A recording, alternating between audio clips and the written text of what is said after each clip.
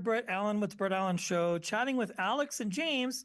It's a pleasure to meet both of you. Hey, Thank Brett. you for your time. Hey, how's it going? Yeah.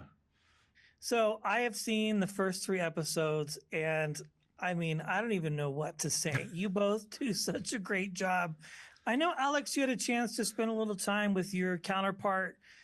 James, did you get a chance to spend any time with your counterpart in this series at all? Or how did because you just both nail these characters so perfectly, very, very nuanced. Yeah, I knew David many years before, David Zayas, who plays Angel Batista, the original. I knew him many years before we started the show.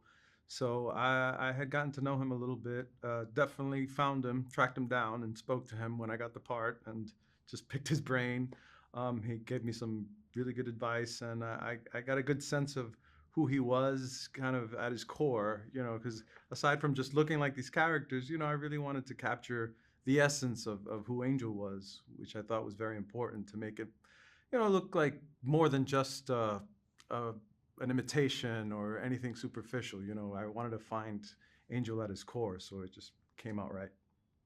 Yeah, well, you did. As I said, like watching this, it's so surreal seeing Masuka and Batista at a younger age in Miami, where you really get to like know them a lot better. Because in obviously the current series or the Legacy series, they're older and have lived life, but to see them in 90s Miami is really fun.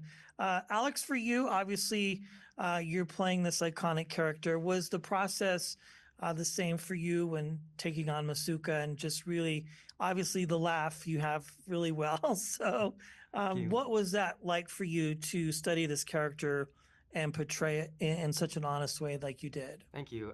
Yeah, I wasn't really familiar with Dexter when I first got the audition, but I had a weekend to work on it, so I immersed myself in the show, binged the whole thing. I think I have like 300 clips of Masuka saved on my phone, just kept replaying over and over again.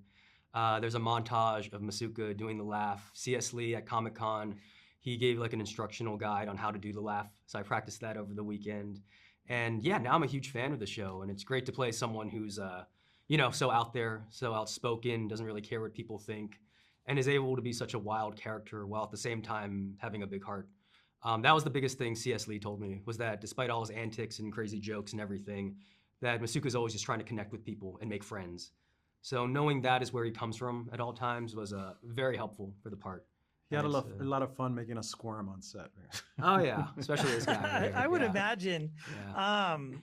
Yeah. Well, that's the thing about this series. As I said, I've seen the first 3 episodes, which I really like, is there's just a lot of heart to this, because you have the iconic sets, obviously Miami Metro, you have the city, all the locations that you film, even a lot of Easter eggs for the fan service.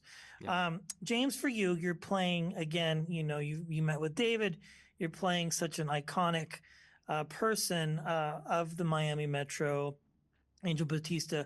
What was most important to you, or is it just one thing, maybe a handful of things that you really wanted to bring to the character? You mentioned not doing an imitation or a character, but even down to his physical mannerisms, you have got that down, the way he holds himself, hands on the hip, kind of the hat, the badge. Yeah. It's really cool. Sexy. Yeah. You got, it's really a sexy show, I have to say. It's really sexy guy right here. Yeah. Hey, Yes. I think Angel remains sexy no matter what point in his life he's at. But it really got the imagination going, and it was fun as actors to investigate and think about and imagine what these people would be like 15 years earlier.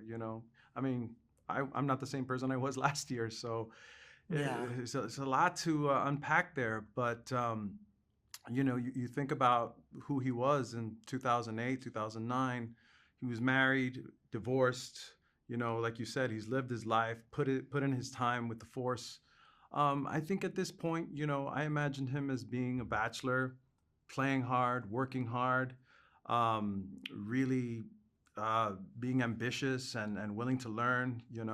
He's not as seasoned, but he's paying attention, and he's following instructions and just doing his best in life and in the workplace. Yeah, Alex, the same would be for you. Like you mentioned a few things, you familiarized with the character, and one of the core characteristics of Masuka is he just wants to be friends with people. I think this idea of acceptance, right?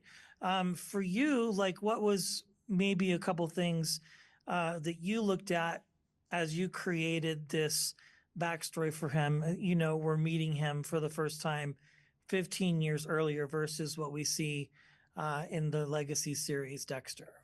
Yeah, I think the main thing was I really tried to incorporate, I guess, a more like a youthful optimism and exuberance that Masuka would have, because he definitely brings a certain type of spice and energy for the original. But I think, as James was saying, 15 years ago, I was a completely different person as well. I had a much different worldview and how I thought things might go for me in life. At least with Masuka, who knows? Maybe he didn't realize he was not going to have hair 15 years later. But I really wanted to just add a certain demeanor towards him, like you were saying, a certain body language, the way he walks.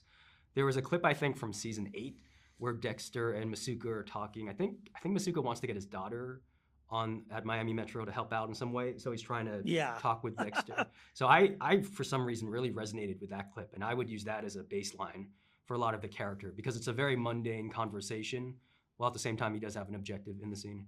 So I use that as a guideline, and that really helped with the character, I think, just sort of finding the inner workings of him and just how he would go about things on a daily basis, not necessarily his big moments or his big jokes all the time. The characters are just so wonderfully layered. They always have, they're just so complex. They're not just one thing or the other. For sure. And Dexter's not a good guy or a bad guy. It's just not that black and white. It's just why it's a great show. Yeah. Yeah. And I think when we first started seeing clips of your characters or pictures online, I don't know, the buzz is wild right now. Yeah. But people been haven't crazy. seen this yet. Wow. December 13th. So no pressure. You guys did a good job. It's really fun. Again, it was such a pleasure watching you, Alex and James. Congratulations. December 13th, everybody, do not miss this. You will not regret it. It's the best. Thank you so much, both of you, for your time. And congratulations on the success of this series. It's phenomenal.